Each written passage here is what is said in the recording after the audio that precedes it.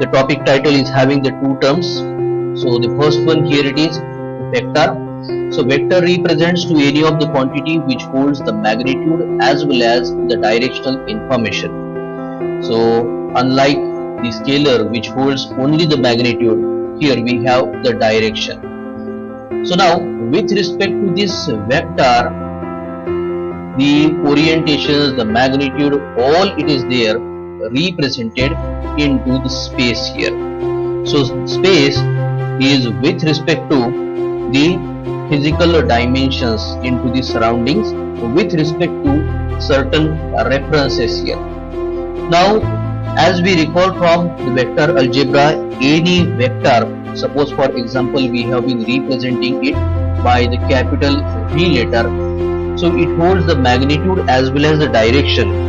So because of the direction, here we put arrow or bar over its head, the symbolic notation, and with respect to the references that we are going to use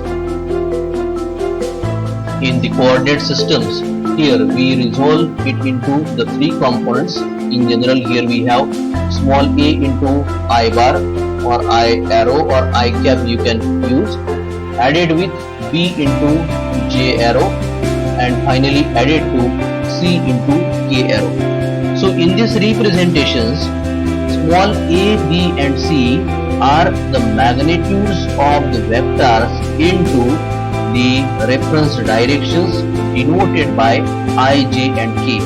So I, j and k are basically the unit vectors that it means it holds the magnitude 1. So multiply to a, b, c and adding it together gives the final vector represented as b. The arrow is there over its head here. Now the orthogonality condition is very essential for any coordinate system to hold true here. So the orthogonality condition for these three unit vectors I, j and k can be better obtained with the help of the dot multiplication or dot product we call. Here we have the mathematical condition I and j unit vectors having the dot product which is equal to k and j dot product equal to I and k dot product finally equal to 0 here. So here the necessity of orthogonality condition is that it ensures the representation of any vector using these I, j, k, the unit vectors into the unique manner here. Now we come to the second term into the title, that it is space here.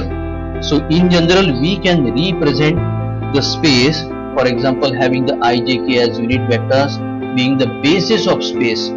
So 3 is given over the head of r cube, here you can find here. So this is the vector space r cube represented. So as this is the three-dimensional space, we put 3 over its head. So for this r cube or r3 functional space, the entire span to which we can have the representation is represented by the mathematical expression. Here we write span and beneath it we have a, b, c representing the magnitudes of the vector into the I, j and k directions here. So here it is, the complete representation onto the left hand side as we have provided here, and this is nothing but the vector space, or generally we call in the signal processing terms the functional space r cube here. Now as like the orthogonality is very important, to look at the dot product equation we have represented at the second place on this particular slide. Geometrically we can say that these three unit vectors are basically perpendicular to each other. So if in this direction we have the unit vector I bar here, or arrow you can give, or cap also you can give over its head. Here it is the j vector which is perpendicular to it, and here we have another k vector.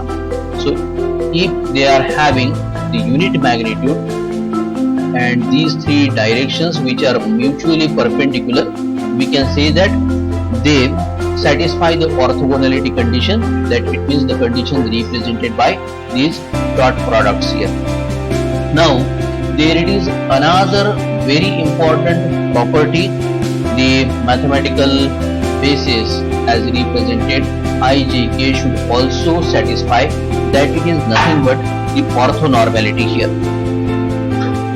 So regarding the orthonormality, we can say that the general vector v bar that we have represented as the summation of ai, bj and ck here, it is convenient to define the square root of the summation of the squares of the individual magnitudes into the I, j and k directions.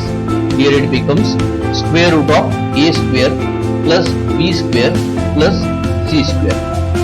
In general, it is also denoted as, here we have the representation at the second line, and it is also equal to the square root of the dot product determined for the vector v bar with itself. So this particular norm for the vector v bar is basically interpreted as the magnitude quantity for the given vector here. Now if we are having this r cube or r3 as the functional or the vector space, the I, j and k are having the unity norm. So norm refers to the magnitude value. They have the unity magnitude, they have the one magnitude and only representing the directions here. So therefore we call I, j and k to be the orthonormal vectors or the orthonormal bases here. Now along with this magnitude information, as we are talking about the orthonormality, there it is also important to consider the direction. So the direction is nothing but the projection of the vector with respect to the three reference directions. Mostly we are preferring the rectangular coordinate system here. So with respect to the directions, how much length or how much a distance a certain point has covered with respect to the origin in a specific reference direction, that can also be determined by having the dot product. So any general vector v bar represented ai plus bj plus ck when having the dot product with the individual unit vector I cap or I bar or I arrow, you can say. Here onto the right hand side it can be represented like this. So these parentheses are the substitution for the vector v, and carrying out the dot product with that of the I will finally result into small a only. So this is the magnitude small a that the vector v bar is having in the specific direction I here. Similarly, if we have the vector v having dot product with that of the j unit vector, we find the value resulted into the p. So b is the magnitude or the distance covered by the tip of the vector v bar into the j direction, which is perpendicular to that of the I direction. And at last here we can have in similar fashion the dot product v bar with that of the k unit vector. Here it will be the substitution in the parenthesis, and the dot product can be carried out with that of the k, finally resulting into the magnitude as c. So here we have I, j and k, the unit vectors which are having the mutually perpendicular directions. So the three reference axes with respect to which the unit vectors are oriented form the vector space here. So it is very essential to understand for any kind of representation we require the proper vector space defined here. So here we have the representations into the rectangular vector space, rectangular coordinate system you must say here. The coordinate systems are just a way of representations. So in the similar fashion we can have the circular or the spherical coordinate system.